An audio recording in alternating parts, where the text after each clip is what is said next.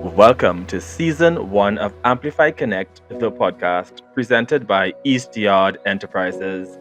I'm Kevin Gareth Fotheringham, and I invite you to join me for dynamic conversations with changemakers and visionaries as we explore development work, art and social impact, and the transformational power of cultural diplomacy.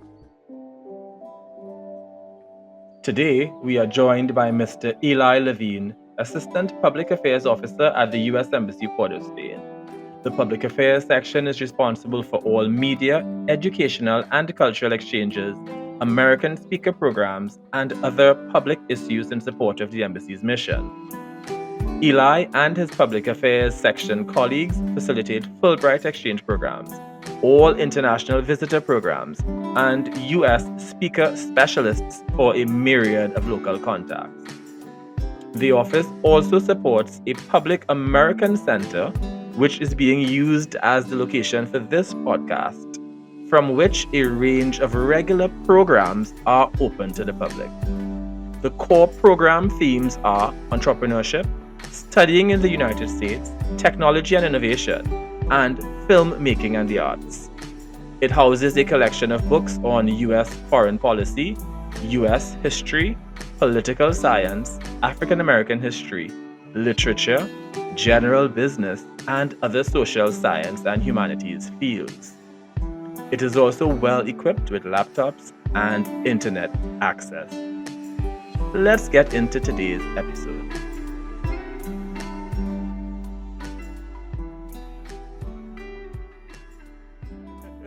So, Eli, let's jump right into it. What is your role? I mean, we said your role, what your job title is, but what is your role? Yeah, so I'm the Assistant Public Affairs Officer, which is sort of a broad description of a role that I really get to touch on a bunch of different areas. So sort of core to what I do and what we know each other from is my work running our embassy exchanges. So whether that's the International Visitor Leadership Program, Fulbright, youth ambassadors, YLI, there's a myriad programs that we run out of the embassy, which I'm sure we are going to talk a little bit more about today. So I run those, and then I also handle a lot of our outreach with cultural institutions, higher education institutions, help administer our annual college fair every year that brings U.S. colleges and universities down to Trinidad and Tobago to meet students. So really at the core of my work is getting to interact with the Trinbagonian public, tell the story of the U.S. Embassy, and get to support people like you who are making a difference here in Trinidad and Tobago. A la public affairs, right? Yes. So how long have you been involved with your role as the public affairs Assistant, yeah. I've been in Trinidad and Tobago for just over a year, about a year and 2 months. So I'll be here for a total of 2 years, and then on to another post. Okay, is this your first posting? Or? It is, indeed. Wow. Yeah. Okay. Well, so we're happy to have you here. I joined the State Department in January 2023, found out where I was going about 6 weeks after that, and then landed in Trinidad and Tobago in May of 2023, and I'm here for 2 years. Okay. So I'm guessing that you're really passionate about diplomacy, about cultural exchange. In a nutshell, from your point of view, how would you describe the process of cultural exchange? What does that mean? Yeah, I think public diplomacy, really what the best part about it is that we are building connections between the American people and the people of Trinidad and Tobago.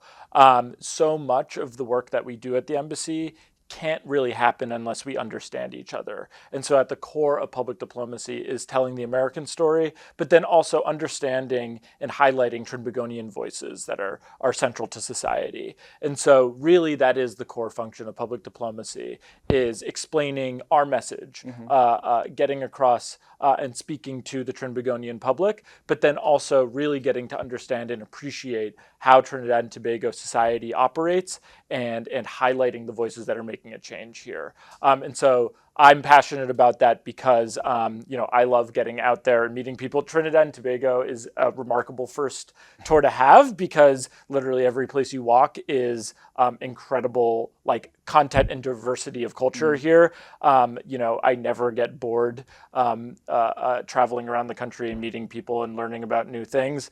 And so really getting to explore the culture and then also share the important aspects of American culture with the people of Trinidad and Tobago has been a true delight. Okay. So what was the most surprising thing about coming here? That, I mean, you may have had preconceived notions, you may have had ideas, you would have done your research, but what do you think is the most surprising thing for you? Yeah, sort of in the same vein. I had traveled for vacation previously in the Caribbean. Obviously, I'd never really lived here. But what really surprised me about Trinidad and Tobago was just this pure depth of the diversity of the culture here. I did not know about the large Indian population. I didn't know about the large populations of Chinese people, of Syrian people, growing populations of Venezuelan people, and the way that all those cultures interact and really form an incredibly vibrant and interesting society. Trinidad and Tobago gets lumped in with the rest of the Caribbean oftentimes, right? But that's not really a fair way to understand this country.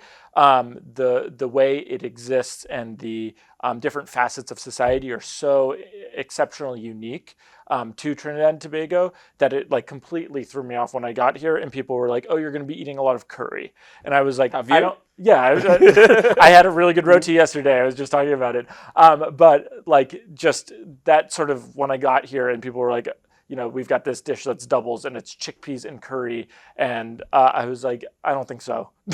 I'm in the Caribbean, but now having been here for a year, it's been a really exciting experience, just sort of getting to understand everything that this country has to offer. And like I said, it's impossible to get bored. Yeah, so I mean, being a Trinidadian, it's like sort of like right here, sort of like a microcosm of cultural exchange in motion. Yeah. Because as you said, it's such a meeting point for so many different cultures and races and creeds. Yeah. And I think that's what makes us really unique in that sense. Totally. And, in the United States, we often talk about being a multi-ethnic democracy.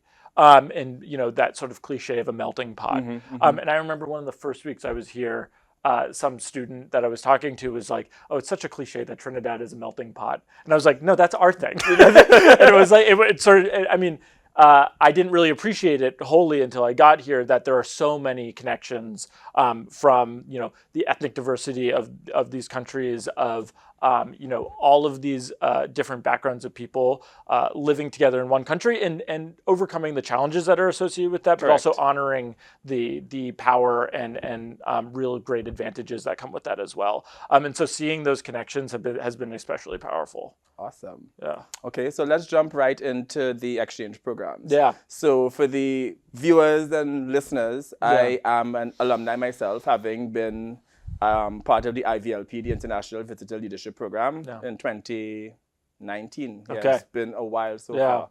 And I mean, for me personally, I think it was one of the best professional and personal experiences that I have had.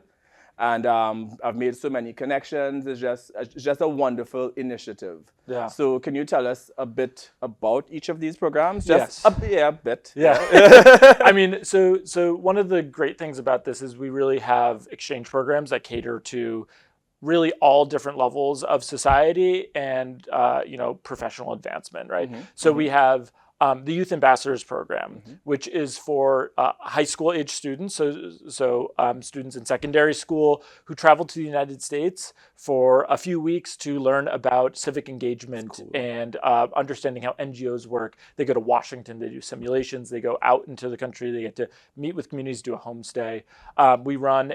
We sponsor kids to attend a summer camp in the United States called the National Youth Science Camp, which is for a couple weeks every summer in West Virginia, where we send 2 students to go learn STEM and really get the traditional American summer camp experience.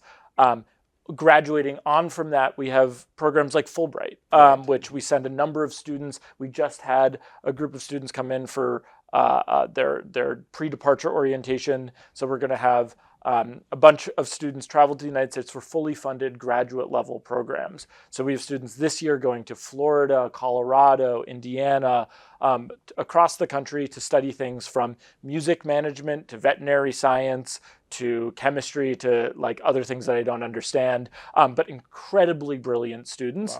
Wow. And getting to help sponsor them to get access to the resources that exist at some of those institutions is really amazing.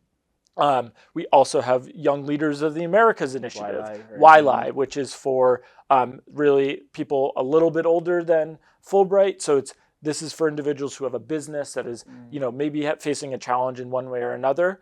And YLI will partner these participants with a business in the United States. They go to the United States, take part in conferences with other YLI participants, which are from across the region. Right.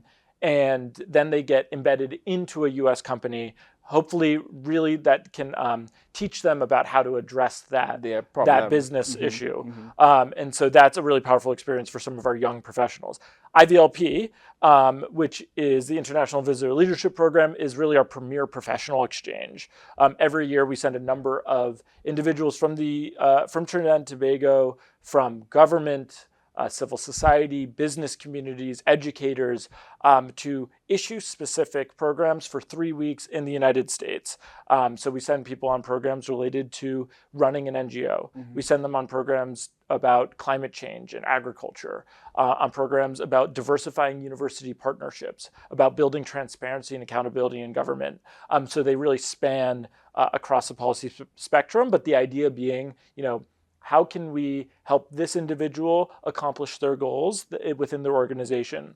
And so they travel across the United States in 3 weeks. I don't know how many cities you went to, but so it's 3 or 4 cities in 3 weeks. It's like a lot of traveling. But what I love about it is, one, you're partnered with a bunch of other people from around the world, so you get a really interesting experience in that regard. But then also you get to see a part of the United States that you might not otherwise. Every Trini knows someone in like New York, Miami, Houston, and they're always going to those places. Exactly. But on IVLP, we have people going to, I don't know where you went. I went to Louisville. Louisville. We have people go to Minneapolis. We have people going to St. Louis, Albuquerque.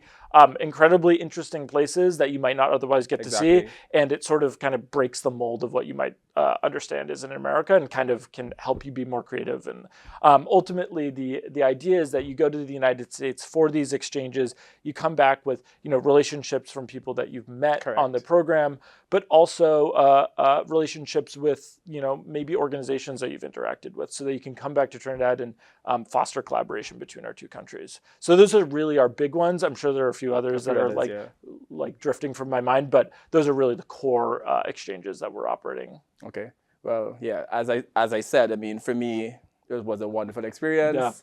We went to 4 cities. We started in DC, then we split up, and some of us went to Pittsburgh, some went to Akron, some went to Louisville. And I went to Louisville, and I was like, why am I going to Louisville? I'm like, what is there? But I ended up falling in love with Louisville. And I've since partnered with people coming out of Louisville on different projects and stuff. So it was a wonderful experience. And it's great too, because sometimes those smaller cities actually are better analogs for Trinidad and Tobago, right?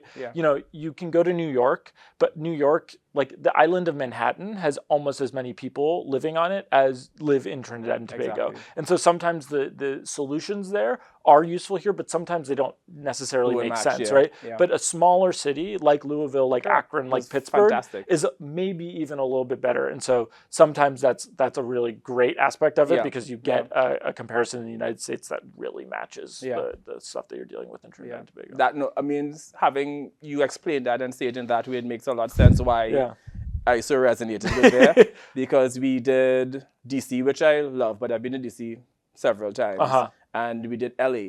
And for me, it was the first time I had been to LA. It was good to see some friends and family living there.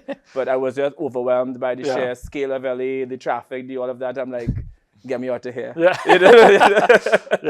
But all in all, it was a wonderful experience, as I keep saying. So glad. So how does one be selected for these programs? So it depends on the program. So most of them we have application windows that open, and the best way to know about those is to follow us on social media. So on Instagram, we're USNTT, and on Facebook, we're TTUSA. You can also go on our website and find more information on those. So, everything except for IVLP, we have an application window that opens up. And so we have application windows for YLI, Youth Ambassadors, NYSC, Fulbright. And so there will be like detailed instructions. Each one's a little bit different. For most of them, we conduct interviews. It's actually one of my favorite parts of doing the job is like actually getting to meet and select these candidates. And each one also has something that we're looking for that's a little different. So obviously for Youth Ambassadors, we're not looking for like a wildly impressive resume because you're in high school, you're in still school, but we're looking for someone who's like got a mindset towards giving back to their community. With something like Fulbright, we are looking for something you might have, like we're looking for an impressive resume that you've like really got a focus area that you're interested in. IVLP is actually nominated by the embassy. So we are working with people who we've identified have a need, and we work with them to figure out what program matches their issue area that they're interested in. So for most of them, keep track of our website, keep track of us on social media. We do interviews, we try to promote it as much as we can. But those are applications, we filter through them, we do a lot of reading of applications and then interviews and then select them. So it's often incredibly competitive. Fulbright in particular is known around the world. And so we make grueling decisions on candidates, and it's really hard to make those final choices between incredibly qualified people. So spend a lot of time on your application is sort of my message to people who are thinking about applying for exchange programs. It's all on there on the websites and everything. Well, you sort of jumped the gun because I was going to ask you what is the favorite part of your job, and you just said it's like interviewing and selecting some of these candidates. But what else? What's the other favorite part of your job? So that's one of my favorite parts. My single favorite part is actually getting to meet with alumni and others in sort of the cultural space. Within my first few weeks here, I had met with a ton of our Fulbright alumni, always meeting IVLP alumni, but getting to see the impact that these exchange programs has had on people's careers and like what interesting things they're doing now is so fascinating. I also love the fact that it's like I'm not just meeting people who are focused on one area. Like our alumni span medicine, they span NGOs, they span academia, and so getting to meet with them and just understanding what their experience was like, and also just getting to know them as like absolutely fascinating people is really, really exciting. And then on the cultural side, like I said, getting to explore Trinidad and Tobago's culture is one of my favorite things to do in the country, and one of my favorite things about this country, and the fact that my job allows me to do that. I'm getting paid to like understand why Carnival is important is really, really amazing. And so, getting to work with artists and people in the Carnival industry and getting to really understand how they work and what ways we can collaborate is incredibly fun. Okay. So what tips or what advice would you have for someone who wants to get into your field, to get into diplomacy, to get into cultural exchange? I think a lot of people think that, working in diplomacy requires a degree in international relations or political science or something like that. And I actually thought the same way too. And in fact, I have 2 degrees in international relations. But having been a foreign service officer now, and working in diplomacy, I really see like the core competencies of being a good diplomat are being someone who people want to talk to and work with, and being open to learning new things. Coming to Trinidad and Tobago, I knew almost absolutely nothing about this place. And just having an open mind and being willing to learn from my colleagues, from people around the country, just like having a completely open mind and being like open to the fact that I don't know anything. I think if you come in with too much pride about being smart and capable or whatever, it can actually hinder your ability to get up to speed. And then being someone who is open to talking to people, being someone that people want to talk to is so crucial, because, diplomacy is really about, exchanging information, building connections. And so being open to that and being someone people want to work with and talk to and collaborate with is like probably the single most important thing. And that, that comes down to like being a good communicator, being open-minded about trying new things, all those sorts of things. And then, being competent is also helpful. So like on the technical side, I think like being a good writer, and like being well-read, things like that are also important. But I really think those soft skills are actually like far more critical to being successful. Okay. So, I mean, you did mention, coming into it with an open mind. Yeah. Right? And being open to experiencing different cultures and different everything, right? Yeah. So, random question. Yeah. Favorite food in Trinidad so far? Yeah. So my hot take that I've been like chastised for on a number of occasions is that I think aloo pie is better than doubles, because I find doubles is incredibly messy, and in the morning all I want is like something that I can eat, walk to the office, and then like shake someone's hand after. It has to be Whereas messy. like I have to like get like a pile of napkins after I have doubles. No knock on doubles, I do love doubles.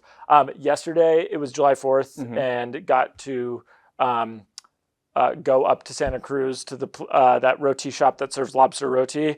Didn't have lobster that day, but they did have goat roti, and it was absolutely sublime. Probably the best roti I've had here. Have you had goat before? Yeah, I love goat. Okay.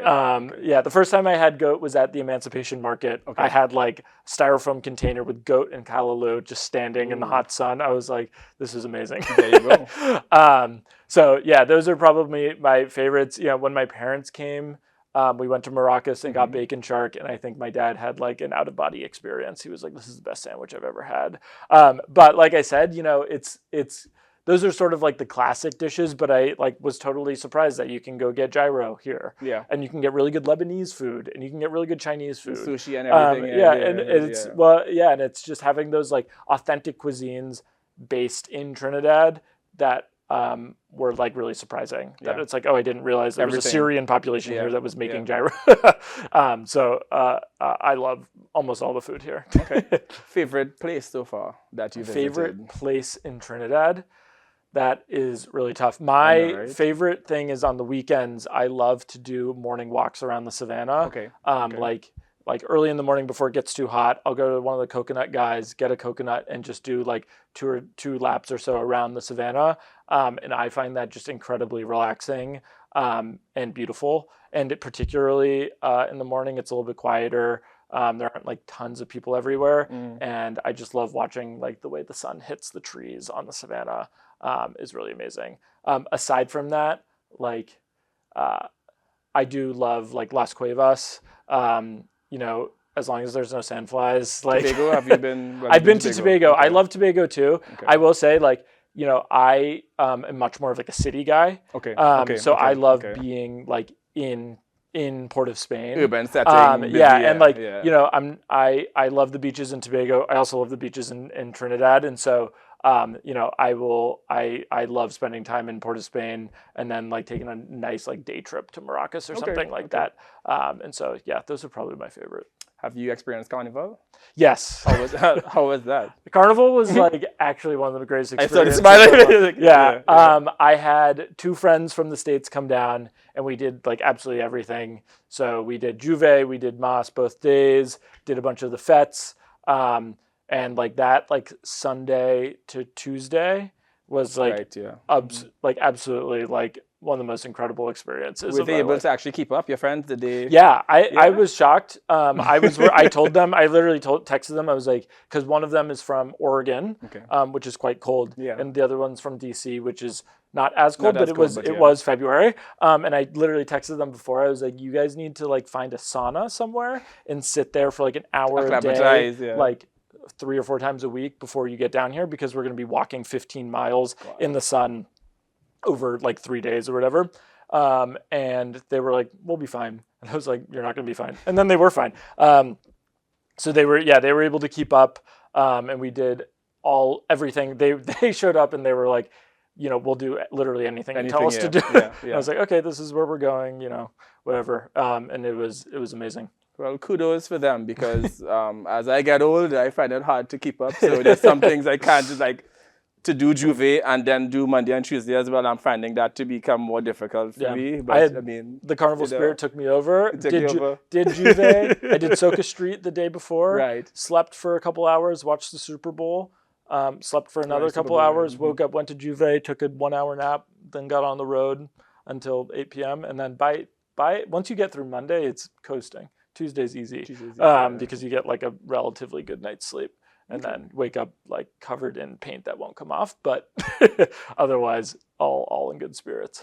I'm really happy to see the joy on your face when you speak about your Trinidad experiences. And I mean, that is really what we're talking about in a nutshell, going to some other place and really becoming immersed in their culture and their lifestyle and learning about it, but also learning about yourself. Yeah. So in closing now, Eli, what would you like to say? Any closing words for our listeners and viewers? Yeah, I think the series that you're doing is really amazing. We have so many alumni across across the country, and I'm glad that you're getting to talk to a lot of them and share their stories. My message to people is that look into the exchange programs we offer. All of them are free. There's no application fee for any of them, and it has the potential to really change the trajectory of your life. And that's what we're here to do, is to empower whether that be students or established adults, established professionals. We're here to empower your voices. And so look into those exchange opportunities, get in contact with the U.S. Embassy, and looking forward for ways to collaborate. So that's really it. All right, so I guess that's it on my end. It has definitely been a pleasure, and I think you were the ultimate choice to get this thing going, to kick it off, to really, explain what these exchange programs are about, and to explain what the Public Affairs Department does. And I just want to say again, thank you for having us in this space. Yeah, of course. Camera pick up all the, signage and stuff. And definitely, Eli had already shared what are the embassy's touch points. And we would share that as well at the end of the episode. Awesome. So thank you so much, Eli. Thank you so much. You're welcome.